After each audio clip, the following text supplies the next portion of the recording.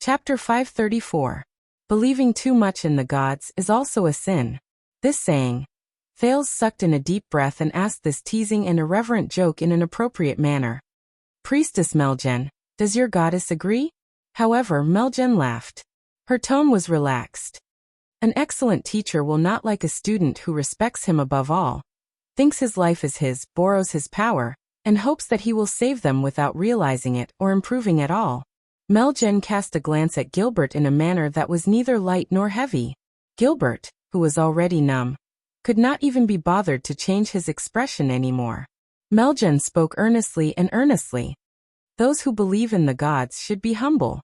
This humility also includes how you should view the gods and beliefs. A thought appeared in Thales' mind. How strange. That familiar feeling from before is here again.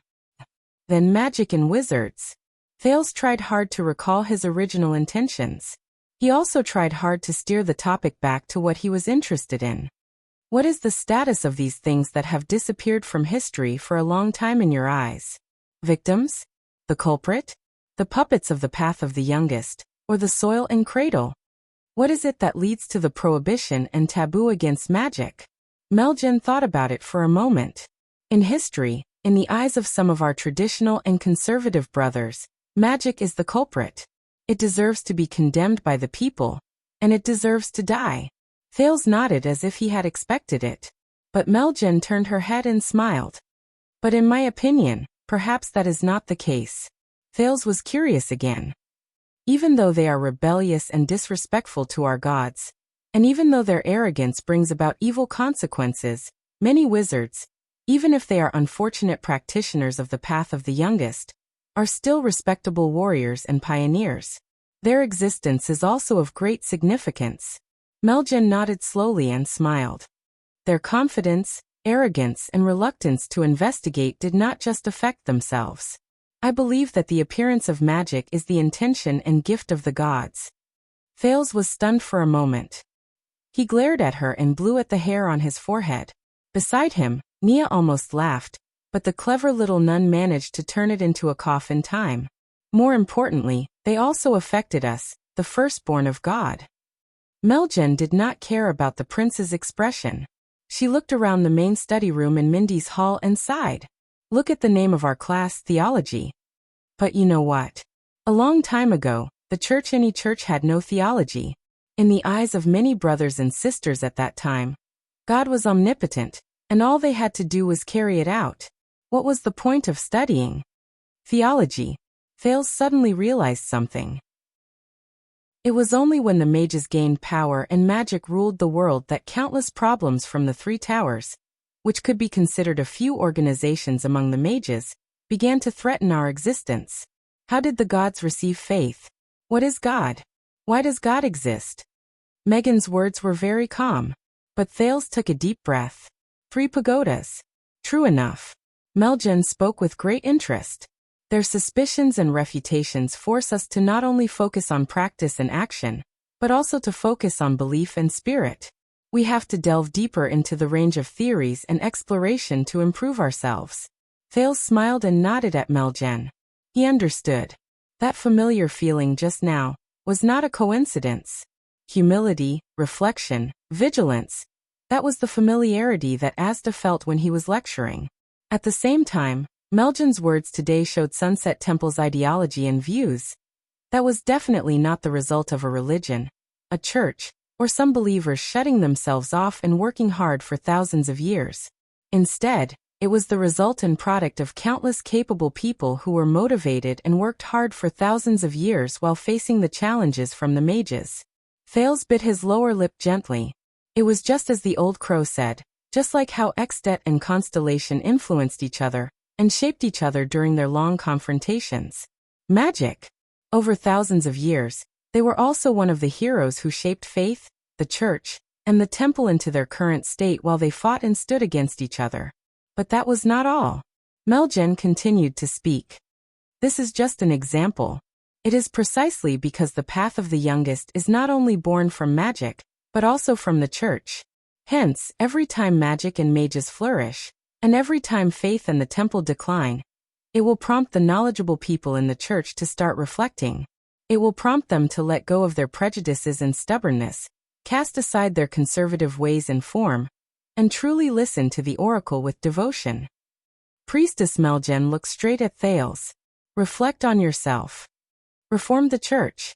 Seize opportunities. Meljen spoke in a profound manner. Just like the sacred priestess Jade from 1,000 years ago, after she was ravaged and raped by the army, she hung herself in the dilapidated church. She saw Holy Sun Errol's mysterious message and asked her to stop the steed of Kessel VI, who was later known as the Emperor of Poison, at the risk of being beheaded. Just like the prophet Mahathir from 700 years ago, when he was dying on the battlefield after the calamity wreaked havoc, he heard Sunset Goddess's decree and extended a helping hand to find his fated king of Renaissance. When he heard this, Thales noticed that Gilbert's expression had turned sour again while he was listening by the side. So, even when magic was prevalent, the mages controlled the court, monopolized knowledge, and looked down on the rest, even when the path of the youngest was the most respected, and it was powerful and domineering, Meljen's expression was rather touched. The believers of God still held fast to their faith. They cleaned up the dilapidated churches and temples. Also that the humans, who were so confident and arrogant that they became blind and impulsive, had one more choice. Hence, after Bright God Church came the Church of Holy Sun, and after the Battle of Eradication came Sunset Temple. Thales did not pay attention to the old priestess expression. Instead, he shifted his gaze to nun Nia. The prince curled his lips and flashed her a bright smile. The young nun noticed the prince's smile. She shuddered slightly and instinctively turned around to avoid it, revealing her red ears. But that was enough. Thales' gaze moved past Nia and landed on the luggage on the ground, which was revealed after she turned around. It was an ancient metal nameplate that belonged to King Anzac's tomb. Thales curled up the corners of his lips. He did not care about the fact that it made Nia even more flustered. Over the past thousands of years, the kingdom's secret intelligence department was not the only one who kept traces of magic and wizards after the world cleansing project. It also included their greatest enemy. So Thales, what is magic? Thales was momentarily lost in his thoughts and did not pay attention to it. But fortunately, the kind Meljen did not ask him to answer. Magic is a mirror. It brings disaster through the path of the youngest. It makes us realize its absurdity and the wrong path we might take. It forces us to face our own weaknesses, discover our better selves, and return to the path of the eldest. As I said, the path of the eldest and the youngest depend on each other, and prove their importance to each other. Yes, just like what Meljen said. Magic is like a mirror. Similarly, faith and churches are also the mirror of magic. They reflect, display, and retain the marks of their old enemy of 1,000 years. Isn't that so? When he thought of this, Thales looked at the luggage behind Nia and the outline of the ancient nameplate. His smile became even more sincere. Nia avoided the prince's unscrupulous gaze. She bent down stiffly and picked up the teapot with trembling hands to refill Meljen's cup of tea, which was already very full. Meljen's voice rose again. In fact, the sorrow of magic is a trial that we must go through. It is the bitter fruit that is naturally born when we are immersed in our own sins for a long time without realizing it. It is the wrath and punishment of the gods when we betray the true meaning of our faith, misinterpret the gods' will, ignore our own glory, and fall into the trap of the path of the youngest. This is what it means to us, and perhaps to the world. When she said this, Meljen could not help but sigh. The path of faith is not always smooth. Everyone will encounter setbacks, and every era will sink into darkness. But we believe that every setback is just a test from the gods to strengthen our faith and loyalty. They are the ones who encourage the conflict between the young and old to show us the path that humans should take. To the believers of the gods, faith is always in danger, doubts are always present, and conflicts between the young and the old are always present. She looked at the setting sun outside the window and said gratefully, "But as long as the flame of the eldest is not extinguished, the disaster of the youngest will eventually come to an end." The room returned to silence. The sky outside the window gradually darkened. Dusk was approaching. "Priestess Meljen, I have to say this." Thales suddenly spoke with half sincerity, and the other half was deliberate. What you said today is indeed thought-provoking, and it will leave a lasting impression on me. Meljen smiled and bowed politely to Thales. If I can inspire you even a little, it will be my fortune, and it will also be a gift from the goddess. Thales nodded gratefully. So if I have any doubts in the future, I can go to Sunset Temple and ask for your guidance in person? Asterisk crack. Asterisk everyone in the room was startled. It was Naya. She had broken a teacup at some point in time, and she was picking it up from the ground in a flurry. Her ears behind the veil were extremely red. The people in the room had extraordinary self-restraint. The three of them only glanced at her before they looked away, as if they did not see her. It is my honor, Your Highness. Sunset Goddess accepts every believer who wants to get close to her. Meljen seemed to be in a good mood. You are welcome to visit me at any time. You don't even need to invite me in advance. I will have Naya receive you. Ah. The three of them looked away again. Naya had pricked her finger when she was picking up the shards on the carpet. She covered her wound and looked up at Meljen with tears in her eyes, as if she had been wronged. Meljen glared at the young nun in displeasure, and the latter quickly stood up nervously. Then, the old priestess coughed and stood up. She returned to her amiable state. Let's call it a day. Thales stood up as well, and his smile remained the same. So soon? That's great. Meljen smiled and pointed at the sky. The setting sun has passed and dark night is about to arrive. Her tone was a little profound. However, the starry sky is bright, and it foretells a myriad of things. It cannot be imagined. Thales blinked. Is this a prophecy? The kind that flatters me? Besides the prophets and messengers of God, no one can make a prophecy. Meljen smiled softly. But even if it is a prophecy, it is just a prophecy. Thales did not understand the logic behind her rambling, so he decided to just continue smiling. Besides, Madame Gines told me to give you more time to rest. This caused Thales to be slightly moved. You know Madame Gines?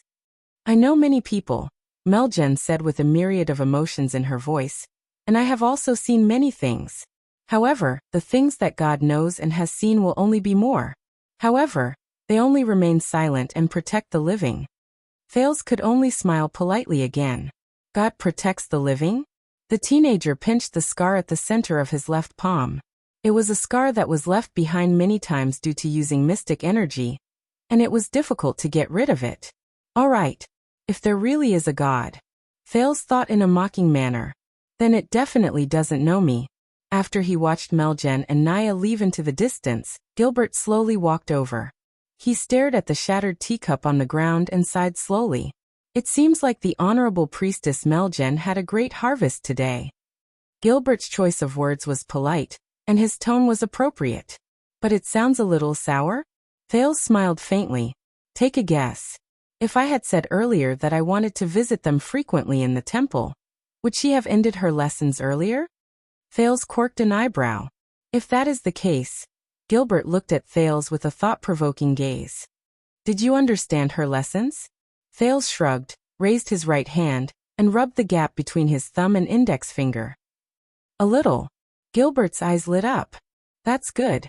Gilbert nodded in understanding, and the sour tone in his voice finally lessened a little. The Foreign Affairs Minister cast a sideways glance at the door. Forgive me for taking my leave, Your Highness. He glared at the door, and did not even look at Thales. I still have to catch up, and have a not-so-pleasant conversation with Priestess Meljen. Gilbert chased after his guest with a hostile expression. But Thales smiled. He sat down again, and thought about what he learned from today's lesson. Your Highness? Did you do anything to that young nun? Thales looked up and noticed that it was Doyle and not the usual servants who came in to help him light up the everlasting lamp at night. Mallows, the watchman, narrowed his eyes and crossed his arms, lectured him afterward. So you said that because the servants did not come, you were forced to help His Highness light up the lamp. And the servants did not come because you sent them to light up the lamp. Doyle, don't you think that there is something wrong with your explanation? Doyle said in puzzlement. I just noticed that when she left, she kept turning around to look at you. She looked very scared. Thales frowned. I didn't do anything. Doyle lit up a lamp.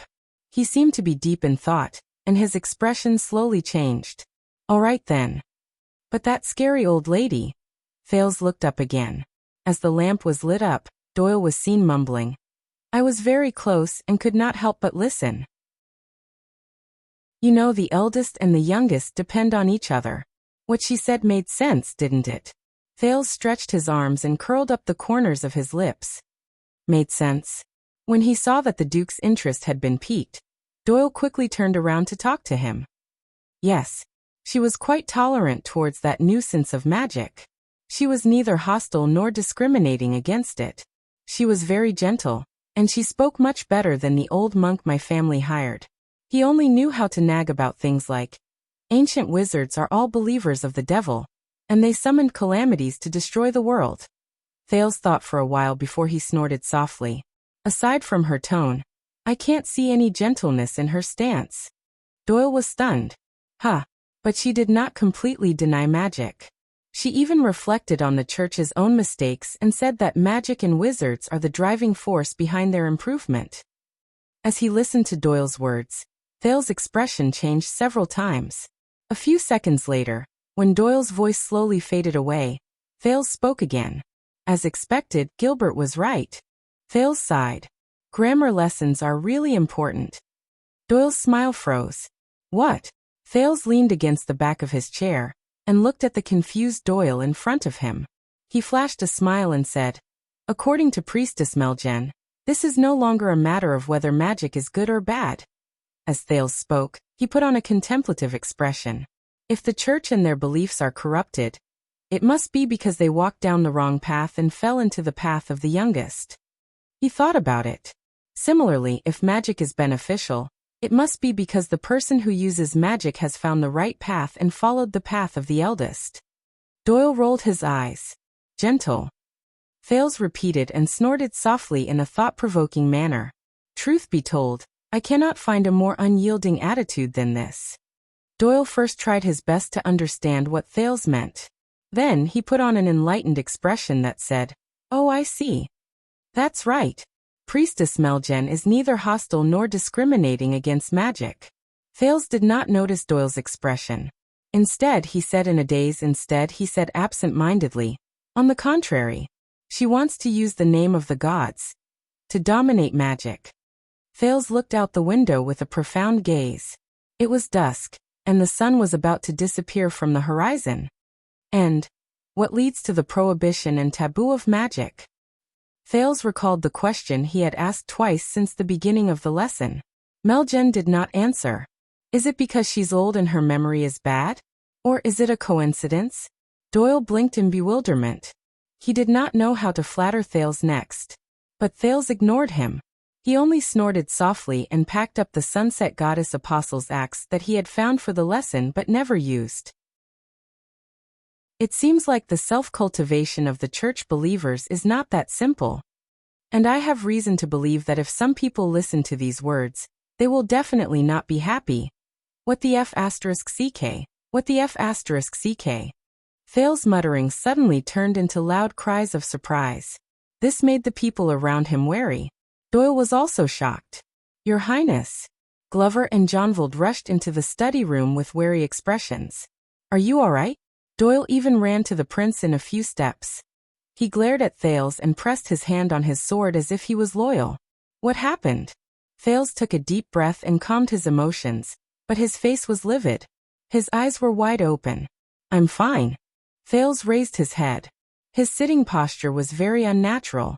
You may leave. He finished his sentence with a gloomy expression. Glover and Jonvald breathed a sigh of relief. They scanned the study, then checked the windows and bookshelves, including the ridiculously large eternal oil clock. Only then did they prepare to leave warily. Are you sure? But Doyle's attention was on Thales. He looked nervous. Your Highness, you don't look too good. Is there anything I can do for you? Thales sucked in another breath. Yes, Thales said through gritted teeth, his face full of pain. He gritted his teeth and said, a strand of hair in my pants is tied up by an important organ. It hurts. Thales glared at him and hissed in a suppressed voice, you're right. Can you help me? The room was quiet for a second. Of course, no problem, Doyle. who was in a hurry to claim credit, did not pay attention to what the prince said. He also did not notice the gloomy atmosphere around the prince. He walked forward with a proud expression, but he was suddenly dragged back by Glover. Glover stuttered for a few seconds before he said hesitantly, "Then we will not disturb you." Even Zombie's unchanging expression was a little awkward at that moment. "We will leave. Give His Highness some personal space." Thales smiled stiffly and waved his hand stiffly. Doyle only reacted then. He smiled embarrassedly while equally awkward. He could not help but glance at Thales' body under the study table. "Oh, okay. Then be careful when you deal with it yourself. If there is a need, we can." Before the reluctant Doyle could finish speaking, Glover and Jonvald each grabbed him by the arms, lifted his feet off the ground, and carried him out of the study while facing Thales. A few seconds later, Thales watched as the door was closed. He heard Doyle's struggling voice gradually weaken. He was certain that there was no one in the study. Then he relaxed his tense shoulders. The gloomy atmosphere around the prince gradually dissipated. The Duke of Star Lake sighed, but he still looked like he was in pain. He lowered his head and reached his hand under the study table. He reached between his legs, which were tightly clamped together. But he did not want to caress a certain part. Instead, he pulled out a book. Thales looked displeased. He stared at the sunset goddess Apostle's axe in a daze and snorted softly from time to time. A few seconds later, the teenage prince flipped it open with a gloomy expression. Then he took out a damned luxurious, brand new sky blue, and made of Rylan hard paper from one of the pages, an invitation. Chapter 535. Very good, Your Highness. Please straighten your arms. I want to confirm it again. Yes, that's it. Thales was like a dead fish in a hot pot. He widened his eyes and raised his arms with creaking sounds as the royal tailor spoke. If it's a welcoming banquet, I'm not inclined to wear sleeves that are too dignified. Please straighten your back and stretch your legs. That's right. But Count Casso's request is very clear. You must have the composure of a royal family, and the new style of a prince. Thales, who was immersed in the new style of a prince, was expressionless. He stiffened his waist numbly, and felt that he had lost the last bit of hope that was worth fighting for in his life. This was supposed to be his mathematics class. Look at Scholar Julio standing in front of the blackboard with an embarrassed expression. He did not know what to do with his hands. But obviously, as the date of the welcoming banquet approached, his schedule became tighter, and his schedule became more and more full. Yet, matters of all sizes came rushing at him like moths flying into a flame. So much so that he had to take measurements for his formal attire for the banquet during the interval between his mathematics classes. Or in Thales' eyes, it was the royal rare animal pre-exhibition of the tailoring world. 6 years ago, I didn't manage to make it to your appearance. In the end, you wore that outfit and stood in the Hall of Stars, causing you to be looked down upon by those arrogant dukes and counts. Sigh. My heart ached when I saw that. In the end, when I went back, all my peers congratulated me. Oh my, the prince's new style is great. Tisk, it's hilarious. I had to explain for a long time that it wasn't a new work. It was just an old style that was used. I didn't manage to make it to the second prince's outfit, but who can blame me? After all, you were going to appear as the royal family's surprise, and it was very important to keep it a secret. Thales did not like the tailor's measurements. It gave him the illusion that his every move was controlled, that he was under pressure, and that he was not free, as if he was not in that situation before. When his personal tailor was a certain greasy old man who liked to plant thick hair covers and thick hair oil on his head for a long period of time, the feeling was even more unforgettable and intense. But I can assure you, Your Highness, this time, with me around, you'll definitely be the main character of the banquet. You'll be even more stunning than Princess Saoirse's wedding. You'll be even more eye-catching than Prince Herman's coming-of-age ceremony. That face of his back then. Hihi. You have to know, that's not even the work I'm most proud of. The best would be the other royal wedding. Do you want to broaden your shoulders? That's right, it's great. The master tailor Damon elegantly put down a tape measure from a plate offered by an apprentice with both hands. Then, he picked up a hard ruler from the plate of another apprentice who was trembling from the sight of the prince. He practically wanted to wave it around like a baton to match his idle chatter. Oh yes. Originally, I didn't really want to boast, but since your highness has condescended to ask, Thales dared to swear on little rascal's name that he did not ask. I'm embarrassed to avoid answering. That's right. I was the one who designed and tailored their formal attire and customer service. Actually, it's not something worth mentioning. My work is my work. After all, my family has been tailoring clothes for the royal family since my great-grandfather's generation. At that time, the witch queen Vera, who was famous for being beautiful and picky, chose his work with just one glance out of so many tailors who were competing for the position. So after all, my family has been around for so many years. Our reputation is tiring, and we're used to it. It's not a big deal. It's just that after our work was released, the tailors in the market always liked to copy our style. In just a few weeks, the entire kingdom would be using the same style. Sometimes, they would even copy one of our mistakes and treat it as a classic. What a joke. I'm not saying that we will make mistakes, Your Highness. It's just that I think there's a need to be humble. After all, after so many years, the Damon family is still the royal tailor. We're the highest judge in the fashion design competition in the capital city.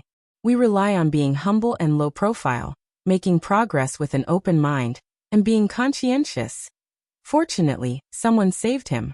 Vanguard Glover, who was watching from the side.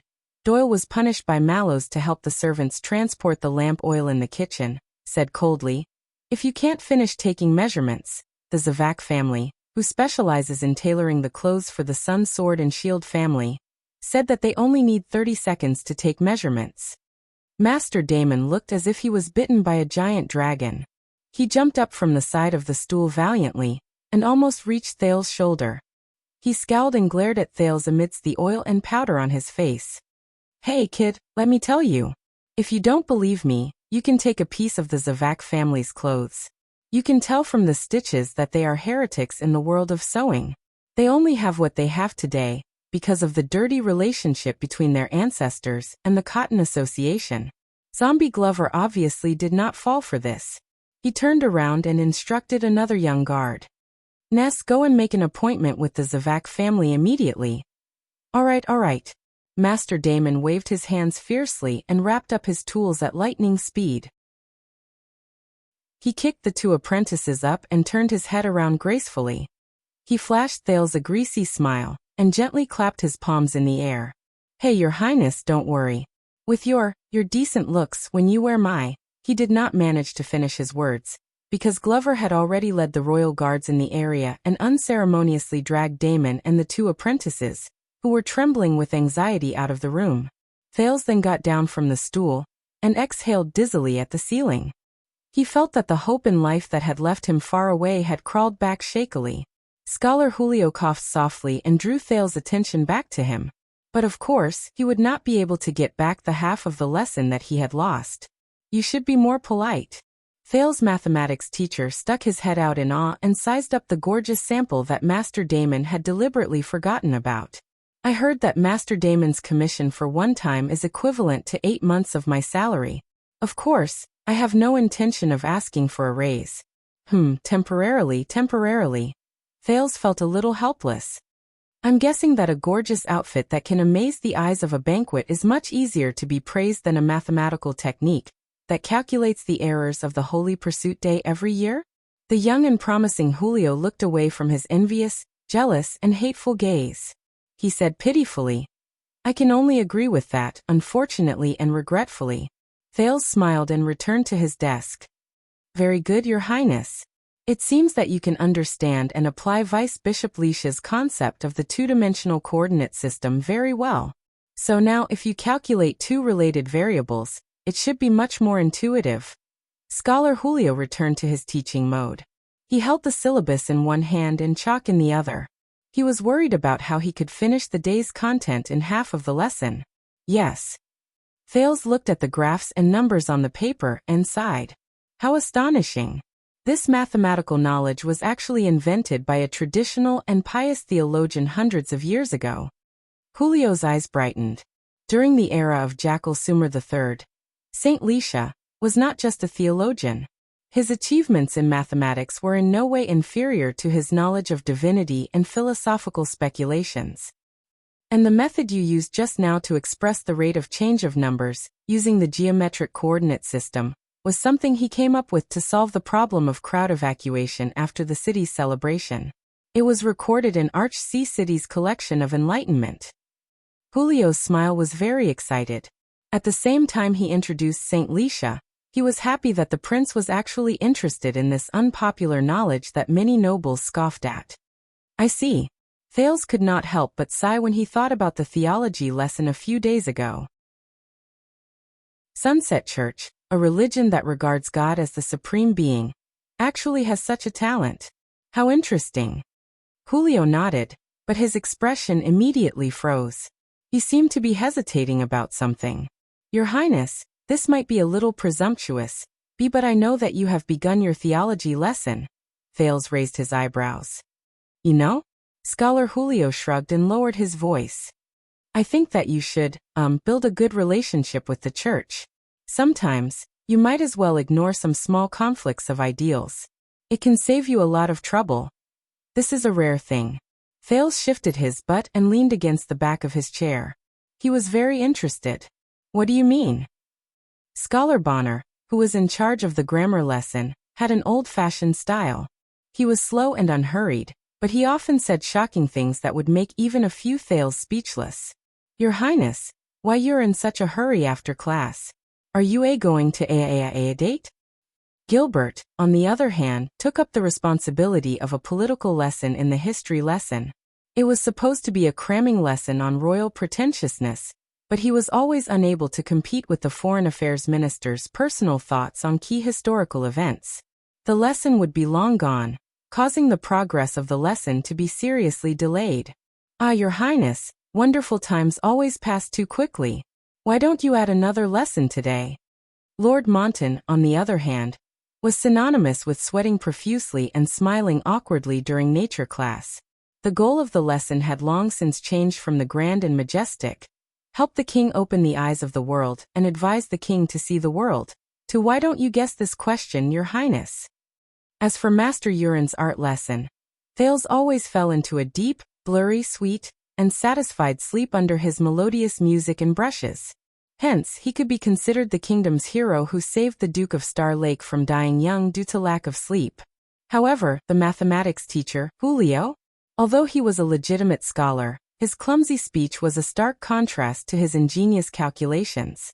He was straightforward and simple, and his lack of worldly wisdom complemented each other. It always made Thales wonder how he managed to get such a lucrative job that brought him both fame and fortune. Of course, Thales later learned that Julio's father-in-law was once an important figure in the Department of Finance. It was not difficult to explain why the latter could always produce clear financial statements. But if he were to say something like, I suggest that you build a good relationship with someone during class, Thales would rather believe that the tailor's measurements just now had not ended. Scholar Julio cast a few glances at the Duke's desk. He looked a little unnatural. You know, there was a period of time when some knowledge and research were deemed illegal by the church, and mathematics was unfortunately one of them. Thales' interest grew stronger. Why? Julio sucked in a deep breath. Because there are some things that, if we delve deeper into them, we will touch upon ancient taboos, and we will attract the displeasure of God. Ancient taboos. Thales thought for a while. And you believe in it? Julio shrugged innocently with a resigned expression. Of course not. But there must be a reason for everything that happened. For example, the knowledge of calculating the volume of liquid was once viewed as evil, and the owners of pharmacies were once forbidden from using measuring tools. As his speech became more fluent, Julio realized something, and his expression changed. I'm sorry, I'm not here to teach you history. No, I'm very interested. Thales raised his palm politely. Please do not hesitate to answer my doubts. Julio forced a smile, a little at a loss for what to do. Once he was certain that the prince was in a good mood, he spoke carefully. In short, a few hundred years ago, in the infamous Mbola tragedy, the main cultist priest was a pharmacist. His exquisite knowledge in pharmaceutics was the key knowledge they needed when they performed the living sacrifice. There was also the geometry of carving runes. Cultist priest. Living sacrifice. Carving runes.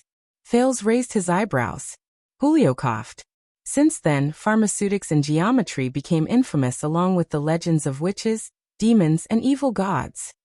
What does that have to do with my theology class? Julio was stunned for a moment before he remembered what he wanted to say. Oh, thank you for reminding me. I almost forgot the main topic. In short, at that time the church, including Sunset Goddess, was still, traditional. For a long time, the scholars did not have a good time. Even in Dragon Kiss Academy. If there was a competition of speaking long sentences in a halting manner, Thales felt that his father's masked protector should be able to come out on top. But Yodel could not let his guard down, because if they were to compete in long sentences outside of his field, then Scholar Julio would definitely be a strong contender for the title of champion. If they were to add going off topic, then there was no need to ask, he would bet his entire fortune on Julio. Thales glared at him. Until people like Vicar General Saint Lisieux, who had the status of the church and the ambition to expand their knowledge, safely carried out their research. It's all thanks to their foresight that you and I can be here. Scholar Julio stared at the numbers and symbols on the paper. His gaze was gentle and tender, as if he was looking at his lover. Studying these cute formulas while standing on the accumulated knowledge of our predecessors. Julio sucked in a breath, and his expression became solemn again. So, Your Highness, there is no harm in being on good terms with the church, especially when they are at the peak of their power, even if it is not to your liking. This way, a lot of difficulties will be easily solved. Thales stared at Julio with an unprecedented and thought-provoking gaze. What about you? Julio's eyes brightened. He raised his finger and waved it at Thales, as if he was presenting a treasure. Then he pulled out a brass disciplinary chain from his chest. Look, I am a devout believer of Sunset Church. And I am also an honorary priest of Royal Light Academy's theology branch. I often go to the temple to pray, and when I return to the countryside, I often go to the church. Julio's eyes were full of smugness and flaunting. It seemed to be some kind of achievement. I study mathematics in the name of God. Thales snickered. This made Scholar Julio's expression stiffen. He did not know whether to lift or put his hands down. Why? Thales coughed a few times to hide his laughter. Why did you tell me specifically? Julio put down the disciplinary chain and wiped his hands on his clothes. Then he carefully pointed at Thales' table. You have been holding that book for a few days. You almost made a handprint on the cover. Thales looked down. Pressed under his draft paper was the Sunset Apostles' Axe. The Duke of Star Lake was stunned. A few seconds later, Thales pressed his head and sighed in resignation. How could he make such a low-level mistake? Was it because he was under too much pressure after returning to Constellation? If he were in Northland and in Heroic Spirit Palace, Thales would definitely be cautious enough to change a new book every day, so that he would not be easily discovered. Well, he could not say that. After all, Nicholas's intelligence was not to be underestimated. You are a smart child, Your Highness. Julio was a little worried. I mean, not many people can understand so many complicated mathematical problems at your age.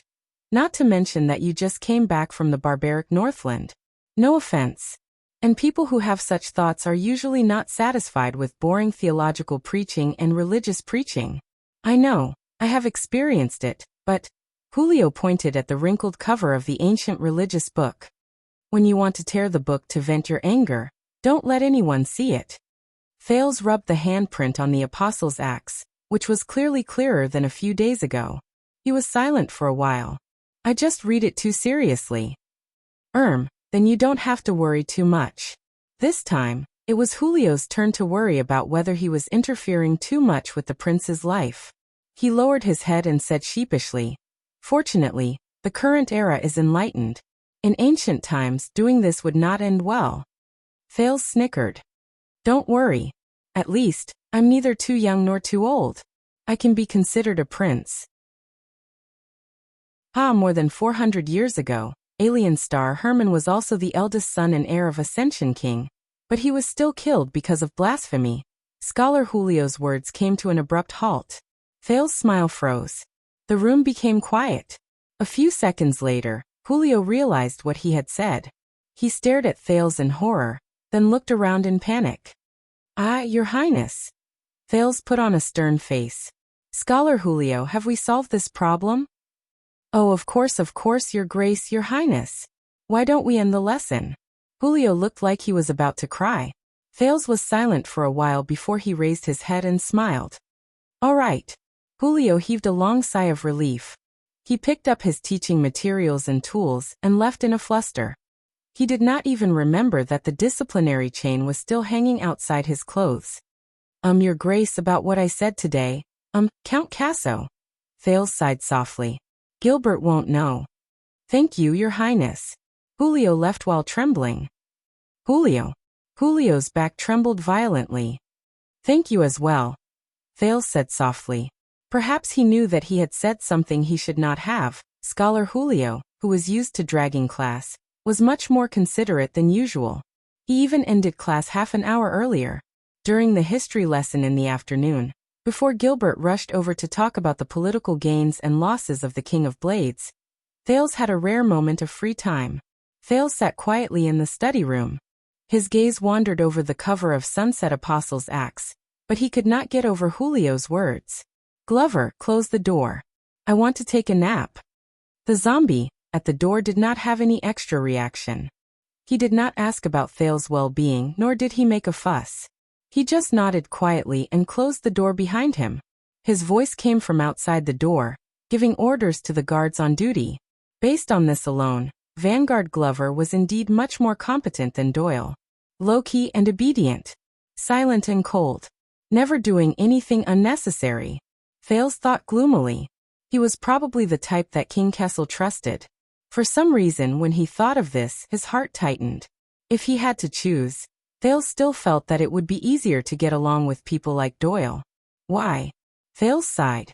He sized up the empty study room, put away the secret apostle's axe, stood up, and walked to the bookshelf behind him. The Duke skillfully pried open the mechanism on one of the baffles, and pulled open the bookshelf. He entered the secret room in the study room.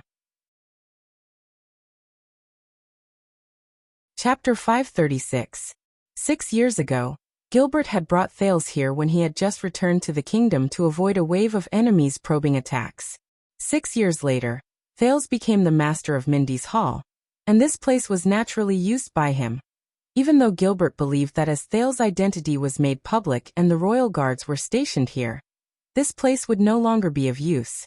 Thales locked the secret door from the inside, and lifted the thick cloth covering the luminous stones. With the dim light, he looked at the small hole that allowed him to monitor all parts of Mindy's Hall. In the antechamber, Mallows was politely sending off the uneasy Scholar Julio. Perhaps he would suspect that the restless prince had done something to tease his teacher again. In the corridor, Glover and his companions stood at their posts dutifully. Their expressions were as if they were asking for a favor. In the garden, Commodore and Praka, who had fought against Thales before, patrolled the area while they chatted. Thales lazily named this gathering as the prince's personal punching bag exchange. In the scullery, Doyle crouched in a corner, bored and dejected. He bit into a long piece of butter bread, and watched the servants bustle about for lunch. Thales then took a deep breath and collapsed on the couch in the secret room. After a few deep breaths, he rubbed the center of his brows with his back against the couch in the darkness around him. He felt a sense of peace that he had not felt for a long time. It was just like the broken cave in the abandoned houses where the child beggars lived. Even though there were air leaks in all directions, it was sturdy and reliable. It protected all the weaknesses that he could not take into account. Thales rested for a while before he sat up again. He lifted the cloth covering the other luminous stones, and the secret room was lit up. The Duke mumbled something and approached a metal plate beside the couch. He touched the few knobs on it.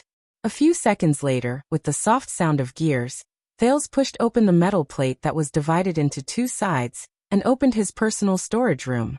The former master of Mindy's Hall should have used this place often, but Thales could imagine that after the Bloody Year, this place was cleared out by King Kessel, who had ascended to the throne.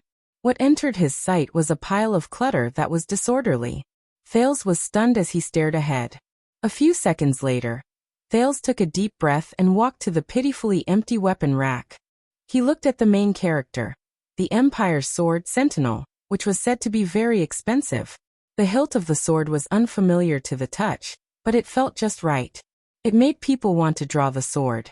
If it were not for the fact that he could see its former owner's face and the trouble it brought him every time he held the sword, Thales would have liked this sword even more. The prince bent his head gloomily and snatched up the dagger which he knew so well beside the sentinel. The JC's handle was ice-cold, and Thales could not help but recall the hardships he had experienced with it. But its sheath was warm and comfortable, just like the two people behind it. Ever since he entered Mindy's hall, Thales had fewer opportunities to bring the police with him. He had martial arts lessons every morning and night, so he had to remove and reattach the dagger. But Thales did not want too many people to see it, even if they were the Duke of Star Lake's personal guards, the royal guards, whom he should theoretically trust the most. But when Thales drew out the familiar dagger, the sense of security he felt made him feel extremely gratified. Thales sighed and reluctantly put it down. He turned to the other side. The black cloth that Jayla gave him to cover his face was folded neatly. Thales still could not figure out its material. Thales could not help but smile. But the smile disappeared when he saw the next item. It was a bone-yellow bracelet, and the long crystal red fangs at the end were especially ferocious. It was like it was forcibly pulled out from somewhere. Thales suppressed the unpleasant memories behind the bracelet and looked at the next item. It was a map. Yes, it was a detailed topographic map of a palace in the capital of a certain second-largest country in this world. He sighed again. Thales folded the map again. Julio's words just now made him realize that not only the church, but even if this map was seen by others, he would only be in more trouble. When the Duke folded the map, an ancient drawing fell out of the map, and Thales froze. It was a sketch of a young girl. Thales had found it in a book in Mindy's hall a long time ago. The artist's sketching skills were probably mediocre. At the very least, it would not have caught Master Urin's eyes. However, the inscription on the back of the sketch was extraordinary. At least, this was what Thales thought after he finished reading. Year 11 of the Calendar of Eradication. Raikuru and Tormund, Extet and Constellation. Thales stuffed the map and the sketch into the compartment under the cabinet. Then he raised his head and saw a pair of black-rimmed glasses. Thales took it down in a daze and was slightly lost in thought. He subconsciously put on the glasses. As expected, the moment he opened his eyes behind the lenses, a wave of dizziness hit him, and he had no choice but to take them off again. Thales sighed and finished arranging the items. This was where all his personal collections were placed after he arrived in this world. Each of them represented a different past. Wait, there's one more thing. Thales turned his head around, bored. He picked up the Sunset Goddess Apostle's axe from the couch and pulled out the sky blue invitation card. He did not open it, and just as nonchalantly stuffed it into the compartment. A few seconds later, Thales took out a blank piece of draft paper from another page, placed it on the cover of the book, and sat down on the sofa. He looked at the blank piece of paper and sighed slowly. When he was still in Northland, the harsh environment gave him a clear goal: to survive and return to his country. However, ever since he returned to Constellation, he met the king, met his old friends, prepared for the banquet, crammed lessons, received visitors from the temple, and received the invitation a few days ago. When all the unfamiliar and familiar things came rushing at him like a tidal wave, Thales, who had been beaten up for a long time and had gained experience, could not take it anymore.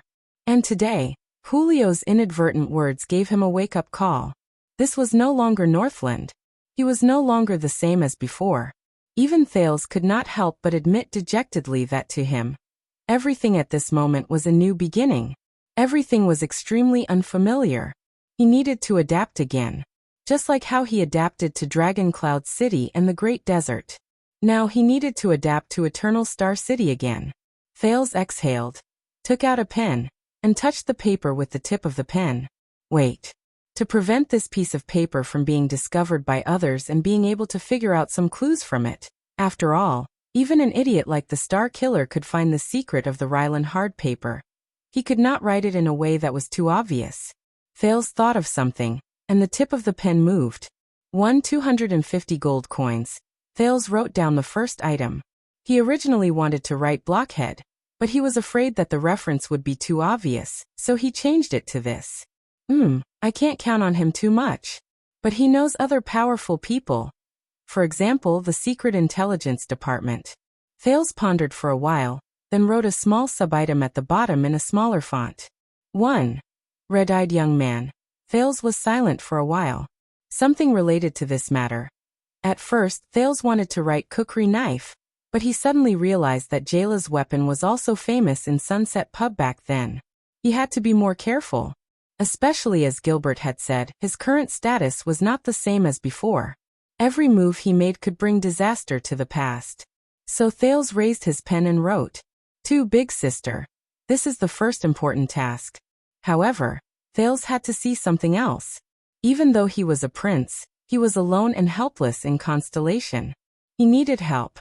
And where could he find help that could compare to his former subordinates who he had spent 6 years with in Northland?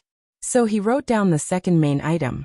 2 little old man mute and old man. However, Thales wrote the sub-item Little Rascal, but the Duke hesitated for a while. There were people who knew this nickname. One of them even found him an eyesore and swore to teach him a lesson. So, Thales crossed out Little Rascal and wrote again. 1. Triumph. Then Thales wrote down the unofficial nickname. 3.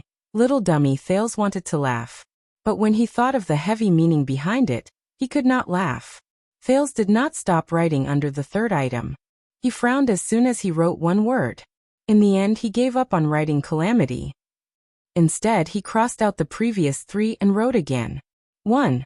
Alliance. Using the same logic, Thales decided not to write Ricky, Undying, or Disaster Sword. Instead, he wrote Frowny Face 2. Almost Headless Mercenary. No, Ricky has been a mercenary in the desert for a long time. There's no guarantee that no one will recognize him. Thales thought for a while. With a mischievous feeling, he changed mercenary to Nick. At the same time, considering that Asda might know, he did not write Taurus. Instead, he wrote Frowny Face 3. Boss. Recalling what he saw in theology class, Thales wrote again Frowny Face 4. Young. Finally, he framed the 4 words and finished the sentence. 5. Poor information. Asda Sakern, my dear. Thales said faintly in his heart. This is for you. Then 4. Insect swarm. Thales dared to guarantee that this should be the strictest code. After all, it was not easy to find traces of magic in the Sunset Temple. So, Thales added another sentence at the bottom. 1. Artanis. But he could not ignore the clues he told Ramon about many years ago. 2. The crippled. Seeing this code and the organization it represented, Thales wanted to laugh again. But it was not just magic that troubled him. 5. The broken carriage. As he wrote this, he thought of Fakenhaz's gloomy face and King Kessel's cold tone in the meeting hall. Thales felt a wave of discomfort. But Gine's stern and concerned gaze flashed across his mind. At that moment, it seemed that the Iron Hand King's cold voice was not so unbearable. First, it was the old guards. Thales focused his gaze. Zachriel and Barney's figures were reflected in his eyes. Their past was closely related to Renaissance Palace during the Bloody Year. The group of branded warriors. No, branded warriors will allow many people to find clues. Thales simply crossed it out and wrote Frowny Face 1. Gus Men 6 years ago, the murderer King Nuvan pointed out to him could not be ignored. And it was related to Black Sword. 2. Map. There was also Herman, his unlucky uncle. He said it as if anyone was luckier. 3. Kitten. After writing the above 5 major items, Thales exhaled and rested for a while. And the rest 6. Thales clenched his fists. Taurus warning flashed across his mind. Who are you? He shook his head. First, it was related to his life. The sin of Hell's River. It was related to Black Sword and Disaster Sword. Thales was a little worried. There was only one code name for Black Sword. His weapon and his nickname were shared together. However, that man was so inconspicuous that he could not think of a code name that could replace it. But Thales suddenly remembered that Black Sword was the founder and leader of the Brotherhood. So, he had an idea and wrote Frowny Face 1. Big Brother, Ricky Frowny Face 2. Nick, who almost lost his head. This was not the only thing that concerned him. Thales held the pen and hesitated. But in the end he still wrote Frowny Face 3. Mother. Thales stared at this word. The doubts and unfamiliarity in his heart did not diminish. Draconic, Dragon Breaker, Desert, Slave, Mystical. Countless words came together. In the end, they gathered into a name. Baron Jarana. Mother. Who are you? Thales put down the pen and skimmed through the contents on the paper. To be done, Thales sighed. There's so much. Just like when I'm writing a thesis. Before I start writing, it's always the smoothest and most convenient to compile a table of contents and a paragraph topic, isn't it? At that moment, it's as if you have 1,000 ravines in your chest and know everything. But when things come to a head on the eve of finalizing the manuscript, how many of these boastful table of contents can be realized? How many can be filled in? How many are true to the story? And how many cannot be completely removed from the table of contents? Just like your life that is lost and unknown. Thales was in a daze. Fortunately, he had to take things one bite at a time. Many things could not be rushed. Thales took a deep breath. The Duke looked up and stuffed the paper into the mezzanine. There was no time to be sentimental. There were too many things weighing on him. There were too many gazes that he had to bear. There were too many responsibilities that he had to bear. First, he had to overcome the most pressing obstacle in front of him. He was only a few weeks away. The welcome banquet. There, the newly appointed Duke of Star Lake, the second prince, and the heir of Constellation, Thales Jadestar, would face the entire kingdom again 6 years later. Your Grace. Thales pushed open the door to the secret room expressionlessly, and responded to Mallow's question outside. He shut the secrets and depression behind him, and brought optimism and strength out of the door. Your banquet is almost ready. The agenda for that day, the guest list, and the specific arrangements. He opened the door and saw Mallows handing him a stack of documents. I think you need to take a look at it in advance and prepare. Come on. Thales paced steadily and told himself silently. He smiled and took the documents from Mallows. The latter was as calm as water, and he was indifferent. Since 6 years ago he had been heading north. The arrival of the calamity, the assassination of the king, and the rebellion army forcing him to abdicate. He had experienced all these hardships. The vampire archduchess, the mystic Giza, and Chapman Lampard. He had fought against terrifying enemies of this level. As for the banquet in his territory to announce his triumphant return to the kingdom, could it be that there was an opponent that could make him feel fearful and have a headache?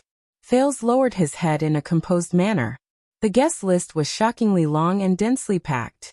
However, the few people at the top of the list, right after His Majesty the King, along with their eye-catching titles and family emblems, entered Thales' line of sight at the same time. Kia Jadestar, Honorable Queen. Valarund, Master of Cold Castle, Guardian Duke of the Northern Territory. Bob Dylan, Governor of Splendid Port City, Guardian Duke of the Eastern Sea.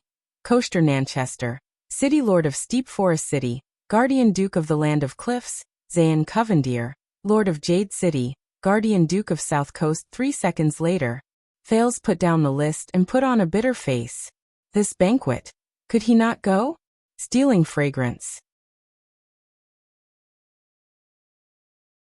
Chapter 537. In the training field at night, Thales strode forward, drew his weapon, and swung his sword horizontally. 2 crisp sounds were heard. The 2 pendulums hanging in the air were nimbly flicked aside by him. Thales took the opportunity to move forward. He passed through the gap created by the pendulums and stabbed the person in front of him with his practice sword. Asterisk thud. Asterisk his blunt sword struck the thick wooden shield in the person's hand, and let out a dull thud. From the feel of it, the effect was pretty good. But he did not have time.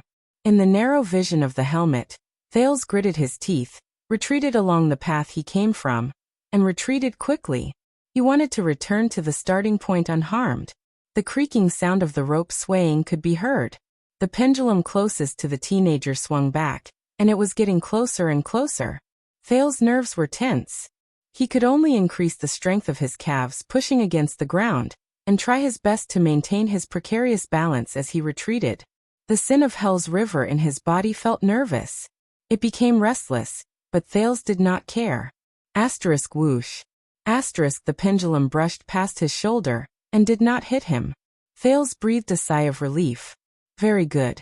There's only one last thing left. Asterisk clang. Asterisk before he could finish his thought, Thales felt a sharp pain in his eardrums. His helmet was hit by the second pendulum, and it buzzed. What the hell? Thales crouched down in great discomfort, threw away the longsword, and quickly pulled his neck out of the helmet. He rubbed his left ear, which was in great pain, and the ringing in his ears did not go away. In front of him, the middle-aged guard who was training with Thales, Vanguard Vladivostok, who was about 30 years old and always tried his best to hold back his laughter when the prince made a fool of himself. He put down his shield and looked at the commanding officer present. Your steps must be steady. Mallows walked forward and patted the lime spots on Vladivostok's shield. He looked at the two pendulums that were entangled, and could not be separated from each other, as they swung back and forth. He seemed to be deep in thought. Your strength must be ruthless, your sword thrust must be accurate, and your movements must be straight. The most important thing is not to be hit by the swinging pendulum.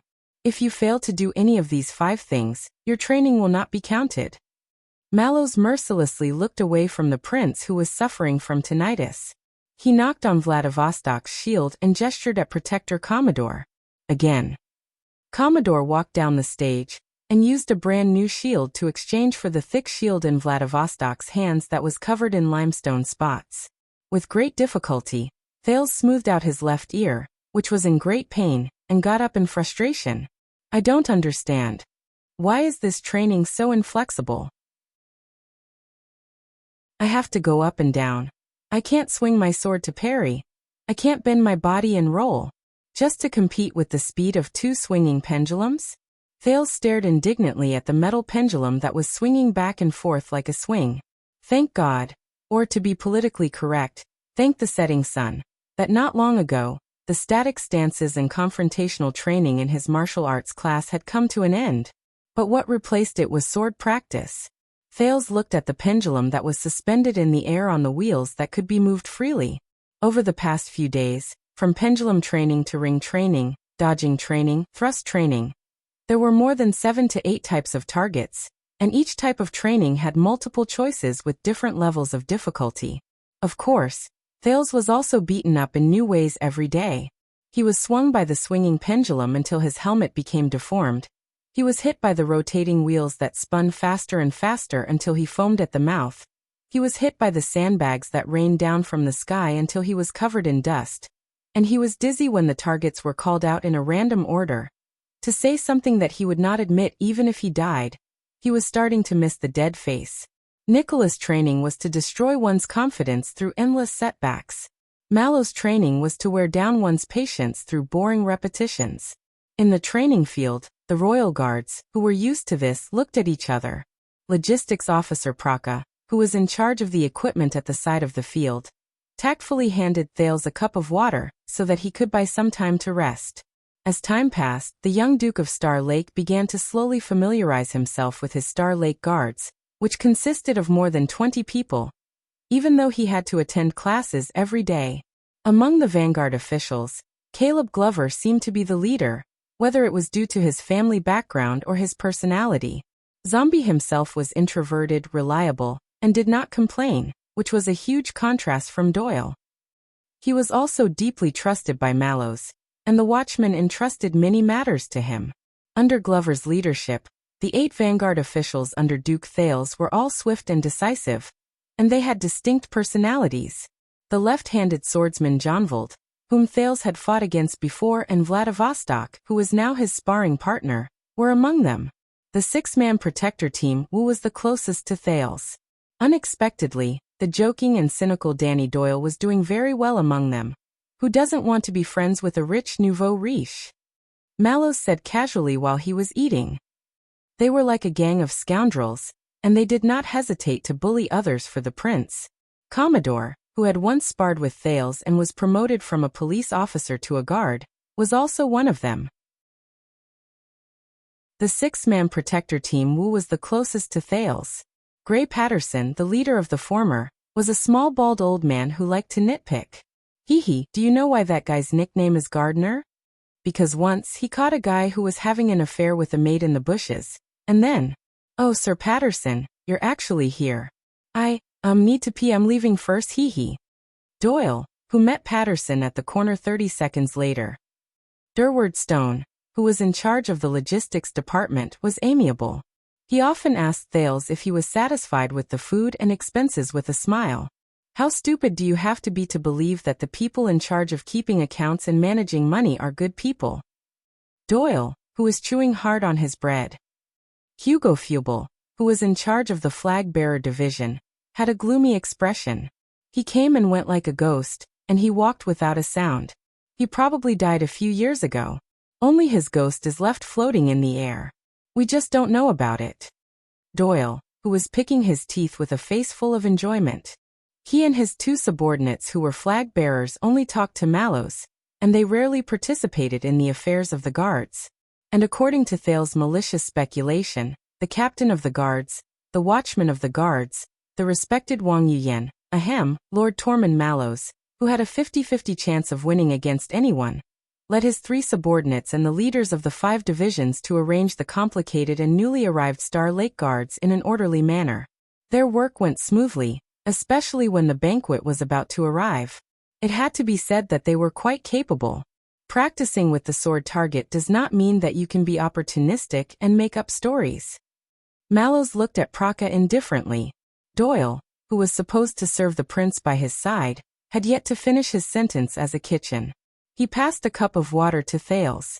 In the past 6 years, what you learned from the Northlanders is the skill of fighting with your life on the line.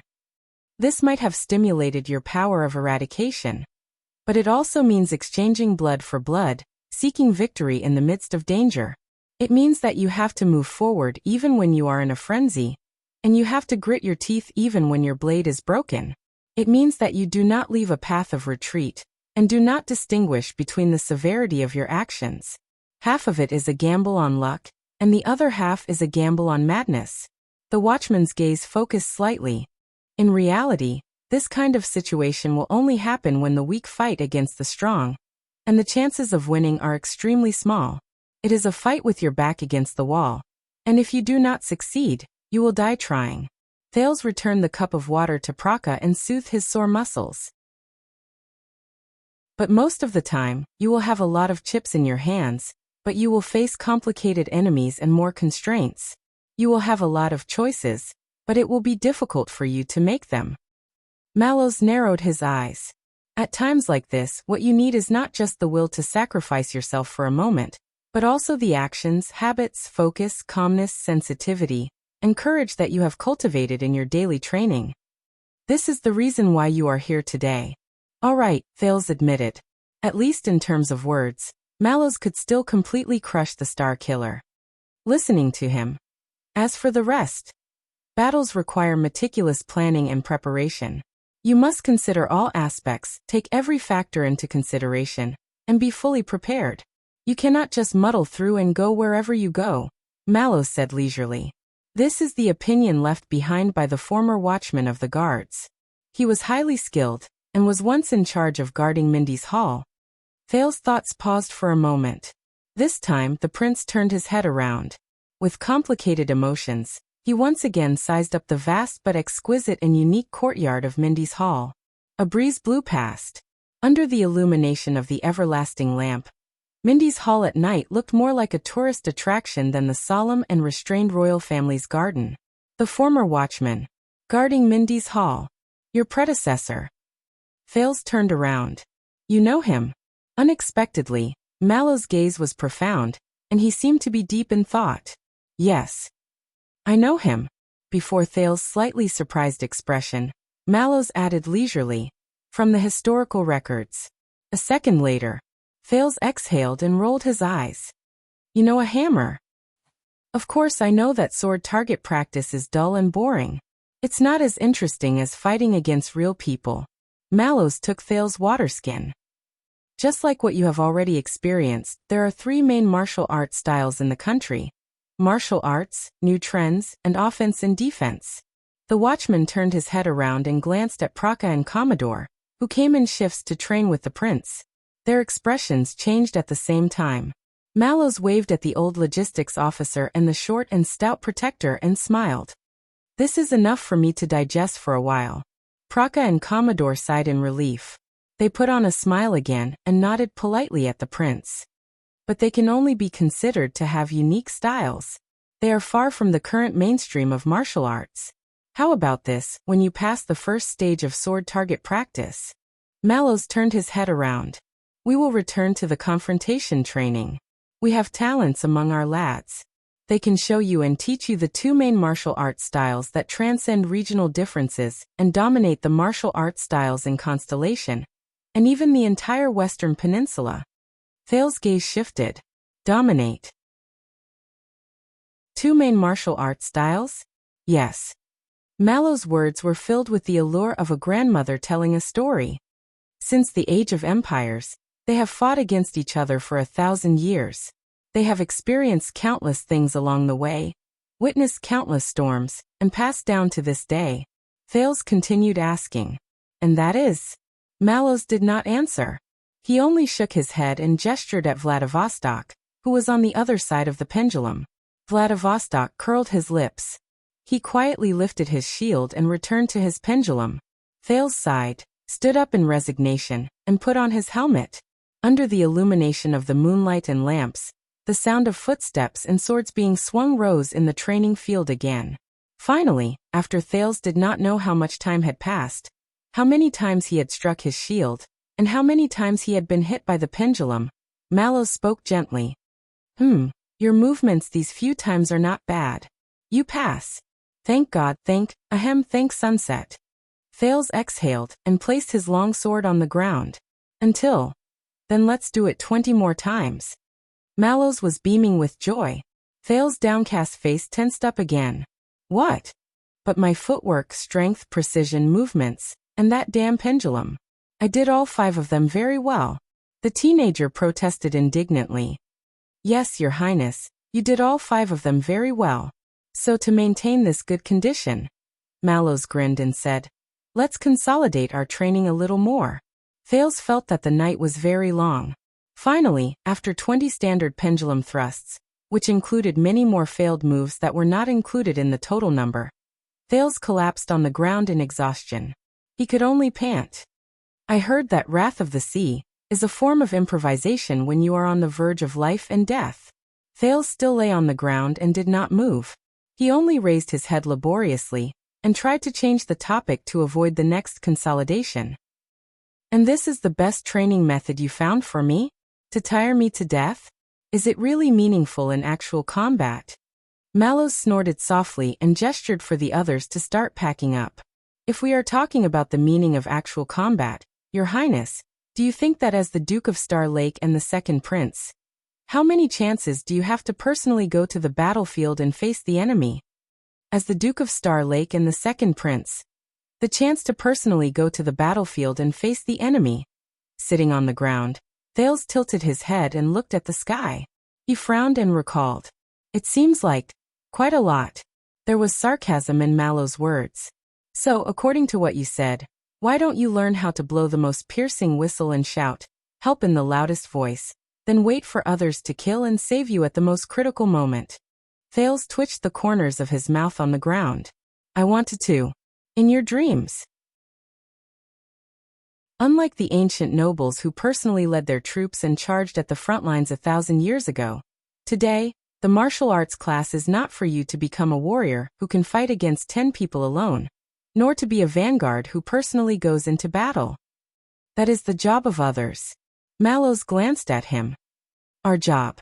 The watchman's attitude became serious.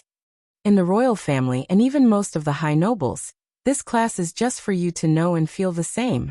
In the past, the warriors who faced death with equanimity by your ancestors' side, and in the future, the brave warriors under you who do not care about their own safety. When they fight for you wave after wave and die for you, you have to know what they have experienced and what they will face. To not forget."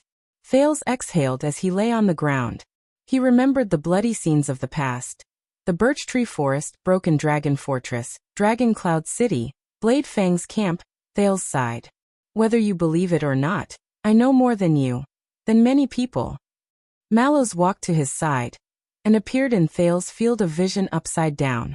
He blocked the stars in the sky. I have no intention of doubting you. But that's not all. The watchman said faintly, all of us, including the royal guards, have sworn this oath and held this belief. If danger comes and war is about to break out, we will sacrifice everything to protect our master. But there is only one person who cannot think this way. His tone suddenly became stern. Thales' expression changed. You. Mallow's tone was indifferent, as if he did not care. You must always think about it and be prepared. When we cannot carry out our duties, or even when we are not by your side, what will you do? Cannot carry out our duties, or even when we are not by our side, for some reason. The dark black prison under the prison of bones suddenly appeared before Thales' eyes. The teenager closed his eyes, then opened them again. Are you talking about when even my closest and most trusted guards betray me and abandon my master? For a moment, the air in the training field seemed to have frozen. The guards on shift were all stunned. Mallows was quiet for a second. I did not say that. But Thales ignored him. Then will you? The Duke stared at the captain of his personal guards above his head. Perhaps it is for a better and higher reason. Betray me? Vladivostok subconsciously glanced at Mallows. It was not easy to answer. But Mallows only stared at the prince and did not speak for a few seconds. Perhaps it was because it was autumn, or perhaps it was because the temperature in the training field at night was not high, but Thales, who was lying on the ground, felt a slight chill on his back. You should take a bath. Mallow's voice was still indifferent and at ease. Rest early. After all, your welcome banquet will begin in 15 hours. I hope that tonight can help you reduce your anxiety. Yes, welcome banquet. Damn banquet. Thales sighed, and the back of his head fell to the ground again. The guards on shift began to pack up their things. In the distance, a listless figure approached with a limp. Another sturdy figure followed behind him. Are you done? Doyle, who looked exhausted, arrived in front of Mallows. Behind him was the expressionless Glover, who followed him. At least give me a chance to get close to the prince, or else tomorrow my father. Mallows did not even look at him. He just walked forward. How is it? Doyle looked at Mallows with a lifeless expression. Don't worry. Over the past few days, I have been in the scullery, the warehouse, and the haunted rooms in Mindy's hall that have accumulated dust for hundreds of years. I have been following behind Stone, and I have never left his side. I have even built a good relationship with a group of maidservants, and understood the situation. At least no one can poison the prince and his guests at tomorrow's banquet. Of course, I don't know about the aphrodisiac. Mallows chuckled and ignored Doyle's tactful complaints. I have already finished coordinating with the police station, the regular soldiers of the royal family, and the guards of Renaissance Palace. There are no problems with the arrangement of personnel and posts, even after His Majesty leaves, Glover said coldly behind Doyle. No one can threaten him, much less assassinate him. Mallows was silent for a while. Poison? Assassination? The watchman turned around and looked at Thales, who was lying on the ground and watching the stars. His gaze froze. That's the least of my worries. Today was the 30th of October. It was the day of Holy Pursuit, which commemorated the first defeat of the orcs in human history. It was said that on this traditional festival, the entire world celebrated from Crystal Jade Island to Demon Sea, from Sighing Mountain to Flame Sea. Thales still remembered that this was the day of fat sheep that the child beggars spoke of. On this day, the citizens on the streets would celebrate and parade noisily, not caring about the location of their wallets. It was the cutest. Unfortunately for Prince Thales, today was no longer the day of fat sheep. Instead, it was his damn welcome banquet for his return to his country. Since he was young, Thales had only attended one banquet, and the experience from that time could not be used as a reference. The dignified Duke of Star Lake could not possibly roll up his sleeves, raise his wine glass, and roar at the guests in Mindy's hall. Eat. drink, fight, f*ck, do whatever you want. But it had to be said that it was not until the next afternoon, when Thales, as the host of the banquet, stood under the statues of the 3 constellation kings to welcome the guests, that he realized how difficult the job was. Look at you, what a man! Viscount Patterson looked old, and his body was even older. He was supported by 2 nephews to attend the banquet. His eyes were murky, but he had an important status. He was one of the distinguished guests that Thales needed to welcome personally. He ruled over the Ford Castle area, which was an important stronghold in the east of Central Territory. He was also a direct vassal of the royal family. He was one of the 7 Jade Star attendants. Among all the important VIPs, he was the first to arrive early. This made Thales, who was in the lounge getting dressed and reciting the banquet procedures and various etiquettes, flustered. He had no choice but to mess up his arrangements and rush out to welcome the Viscount. Viscount Patterson pushed away the 2 nephews who were supporting him with trembling hands, leaned forward, and held Thales' arm firmly. I still remember, 18 years ago, I sat in the Hall of Stars and watched your father be crowned king. Now, the old Viscount panted. Glover and Doyle stood nervously by the prince's side. Their knees were slightly bent, and their bodies were leaning forward, as if they were ready to pounce at any moment. But Thales felt that this was not to protect him. They were afraid that the old man, who could not even speak, would fall to the ground and die suddenly. The prince was ruthless and merciless at the banquet. As he chatted and laughed, the old vassal was reduced to ashes. Thales maintained his smile, and followed the standard royal etiquette that Gines taught him. He held the old Viscount's hand, which was as thin as a chicken's skin, while maintaining his elegance and amiability. He paid attention to the Viscount's balance at all times, and even asked about his health gently. The Viscount was a little hard of hearing, and his nephews had to repeat the prince's words loudly in his ears several times, just like how a standard Duke of Starlake should do. I know my own body. Your Highness, I will not be able to live for more than a few years. But it does not matter. At that moment, a glimmer of light flashed in Viscount Patterson's murky eyes. Because time flies, but constellation remains the same. Thales felt his palm tighten. Viscount Patterson bent down, and with a lot of strength, he pressed his chin heavily against the prince's glove. The kingdom is young. The wrinkled, white-haired Viscount panted and gritted his teeth. It is time. Chapter 538. While Thales was shocked by Viscount Patterson's exaggerated actions, and had yet to understand the meaning behind his words, Gilbert's voice traveled into his ears from behind him. Your Grace, Viscount Patterson. A special seat has been prepared in the banquet hall. If you...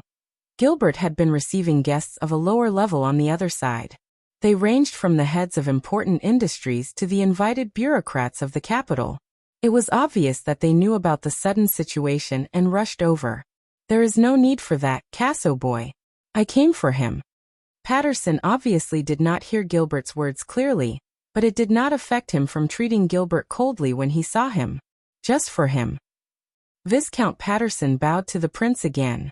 His action was so great that it made everyone in the hall break into a cold sweat. He was then supported by someone to the banquet hall. Thales, Doyle, and Glover all sighed in relief. Gilbert looked at the Viscount's back and sighed softly. Patterson is one of the 7 Jade Star attendants with more of a personality. He disdains to attend many occasions, partly because he is old and has no scruples. But it is clear that it is time for him to think about his descendants. As he looked at Thales' puzzled gaze, Gilbert added, one of his sons is in your guards. One of his sons is in your guards, 2nd Penal Officer Gray Patterson. Thales understood what was going on. The guests arrived one after another. Although most of them were bureaucrats and nobles with lower statuses, and Thales did not need to personally welcome them, Mindy's hall was already extremely busy. Mallows and Gilbert were already having a hard time just coming out to receive the guests. Even Viscount Kinney and Count Godwin, who were invited to help and act as half-hosts, had to go back and forth. They did not have time to rest. But unexpectedly, Patterson was not the only one who came early. Your Highness, the day of holy pursuit is blessed. The guests who came after Patterson did not give Thales the chance to return to the lounge. Viscount Adrian came with his wife, and Thales had no choice but to give up on his plan to rest. He readjusted himself to a radiant state. You have grown up. You look very spirited and handsome. You have the elegance of King Kessel in the past. Adrian himself was only in his 30s, and he looked young and energetic. However, after cramming for the past few days, Thales learned that the Viscount's family ruled over the fertile and beautiful Swan County and its surrounding areas in Central Territory. He could be said to be the most important member of the 7 Jade Star attendants. Thales did not dare to be negligent in the slightest. He greeted and exchanged pleasantries with them in a pleasant manner. Viscount Adrian stared straight into Thales' eyes. His wife smiled without saying a word. She was quiet and beautiful. Obviously, no matter how strong the cold winds in Northland are, no matter how heavy the snowstorm is, no matter how fierce the yellow sand in Western Desert is, and no matter how hot the temperature is, it is still difficult to hide the dazzling stars in the sky. Thales could only respond gently, according to Gilbert's teachings. He had to be neither servile nor overbearing, but there was no lack of it. He could neither be too prominent nor too hoarse. Like a qualified Jade Star prince. Then, Adrian bent down and held Thales' palm gently. His lips touched the back of Thales' hand. I'm not their lord or king, am I? Thales sent Viscount Adrian off. He rubbed the back of his hand that had been kissed twice. I mean, not at the moment. No, Doyle answered absent-mindedly. The personal guard's unusual answer made Thales realize that something was wrong. Doyle nodded and bowed as he watched Viscount Adrian leave in an almost obsequious manner. Even Glover was very respectful and greeted him along the way. Compared to when the old Viscount was around just now, his attitude was completely different. What's wrong? The young Duke frowned. Are they very special? Doyle only snapped out of his daze then and scratched his head. Sorry. Your Highness. Do you still remember Lord Adrian? Our highest commander. The chief guard captain? Thales frowned and remembered Lord Adrian, who led the royal guards when he entered Renaissance Palace to meet the king. The prince seemed to have understood something. So Viscount Adrian just now is not only a 7 Jade Star attendant but also... Yes. Doyle watched him disappear from his sight, before he breathed a sigh of relief. Our immediate superior's nephew. Thales muttered to himself for a moment, but he was not thinking about Doyle and Glover's career. Patterson and Adrian, the 2 great families of the 7 Jade Star attendants, came to Mindy's hall ahead of schedule, and even came to me. This can't be a coincidence, right? His suspicions were soon confirmed. 5 minutes later, when Thales was about to return to the lounge to wait for the next batch of important guests, a man and a woman walked down the carriage hand in hand.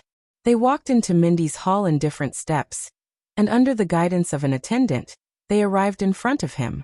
Glover and Doyle's expressions changed slightly, as if they were facing a great enemy. Your Highness, Doyle said worriedly. We'd better go back. Let Count Casso come. But the guests moved very quickly. Before Doyle finished speaking, they had already arrived in front of Thales. Your Highness. Under the urging of the woman beside him, the young male noble finally spoke with a muffled voice, his breath weak. I am Luther. I am very, very happy. Thales frowned. The man in front of him was very young, only 17 or 18 years old, but his entire body was awkward, his expression was tense, and his posture was bashful. What was even more outrageous was that he had his head lowered, and only stared at the soles of his shoes. He did not even look at Thales, as if the floor tiles of Mindy's hall were more attractive. Thales noticed that although this little noble named Luther was strange and trembling, his makeup was exquisite, and his clothes were gorgeous. It was obvious that he had put in a lot of effort to dress up. The number of carriages outside the hall increased, and the sound of the wheels colliding on the stone road became louder and noisier. In the next second, before the stuttering Luther could finish his greeting, his facial features tightened. Staring at the floor, he suddenly became anxious and struggled to shake the woman's arm. Mother, I want to go back. I don't want this place. I want my chess piece. The woman's expression changed. Thales only then noticed the young noble woman beside Luther. She looked to be in her 30s. Her face was elegant, her waist was light, and her posture was decent. However, her expression was a little tired. Her clothes were conservative, and her colors were dark. She worriedly squeezed out an apologetic smile at Thales. Then she leaned close to her son's ear and whispered, "Child, you've practiced. Child, you've practiced. You've done very well. Do you remember what I told you?" Her tone gradually became stern. But Luther's voice became impatient, and his movements became more intense. "No." His voice was bitter, and there was a sobbing tone in his voice. His arms moved more and more vigorously. "I want to go back, I want my chess piece, I want the chessboard." He completely ignored the fact that the Duke of Star Lake and his attendants, as well as the guards and servants in the front porch, were watching from the sidelines. His mother anxiously comforted him, but Luther's struggles became more unreasonable. He squatted on the floor, and his posture was inelegant. "I want to go back. Go back. Go back, go back, go back." Glover and Doyle looked at each other. The two of them nervously moved closer to separate Thales from Luther, who was moving more and more vigorously. They were afraid that this obviously abnormal guest would do something detrimental to the Duke. The elegant and graceful woman's face was pale. She tried her best to pull her son up, and at the same time, comforted him with gentle words, but it was obviously ineffective. Then, a gentle voice cut into this small accident. "It's okay, Luther." As Luther continued to sob, they turned their heads and saw Thales pushing Glover and Doyle aside with a smile. He ignored their attempts to stop him and squatted down in front of Luther. The noblewoman, who was about to ask the servants for help, was slightly shocked. "I also like to play chess. The rise and fall of the Empire version, right?" As if the prince's words had some kind of magic, Luther stopped struggling. Instead, he gave up and stared at the floor while he panted. "It's just that I've never been good at using swordsmen. I always throw away most of them before I upgrade them tonight." Thales shrugged. Luther did not say anything. He was still panting. "I don't have any chess pieces in my hands now." Thales sounded very annoyed. He seemed to be very displeased. "But fortunately, I have more interesting new chess pieces." Thales extended his hand to his chest. Glover saw the Duke's actions clearly, and he was instantly shocked. "Your Highness." Thales took off the 9-pointed star emblem on his chest and twirled it in front of Luther like he was presenting a treasure. "Look, it's embedded with a crystal. It sparkles under the sun. There's a wheel here. When you change the angle, it can reflect different colors. Count how many colors are there." Luther looked up in a daze. The noblewoman stared at the prince's actions in a daze. She wanted to say something, but she did not. "And there's a mechanism here. You can hide some letters or something. If you put it on the chessboard, it might be able to replace a king. Ahem, replace a knight." Thales toyed with the emblem that represented his identity with great interest. He slowly stood up. Luther's gaze followed the prince's emblem as it slowly rose. He stood up subconsciously. Thales suddenly grinned. "Do you like it? Take it." Luther stretched out his palm in a daze. But Thales' hand froze halfway. "But today, you must listen to your mother," the prince said with a smile. "Or I will take it back." Luther only stared at the Jade Star emblem. He stared with a focused expression. Thales did not know how much he understood. Thales felt a little helpless, but he still placed the emblem in Glover's hand. The latter took the 9-pointed star emblem, lowered her head, and began to study the mechanism and the refraction of light inside. Thales breathed a sigh of relief and looked at the focused Luther with a smile. Glover and Doyle, who had been in a battle-ready state, looked at each other at a loss before they returned to their original positions. The young noblewoman inhaled gently and exhaled slowly. She first looked at her son, then at Thales. She smiled sincerely, and there was gratitude in her tone. "Your Highness Thales, although I have long heard of you, compared to your intelligence and genius, your kindness and tolerance are more touching." As expected of the master of this hall, the young noblewoman elegantly lifted the hem of her skirt and tilted her head slightly. She looked graceful and charming. "Eleanor Barney, greetings to you. Your suffering is over. May you overcome all obstacles and spread your wings to soar." "Of course.